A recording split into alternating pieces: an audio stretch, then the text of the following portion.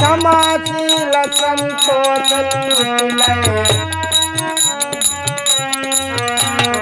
देखत ज्ञान विराग लीन भय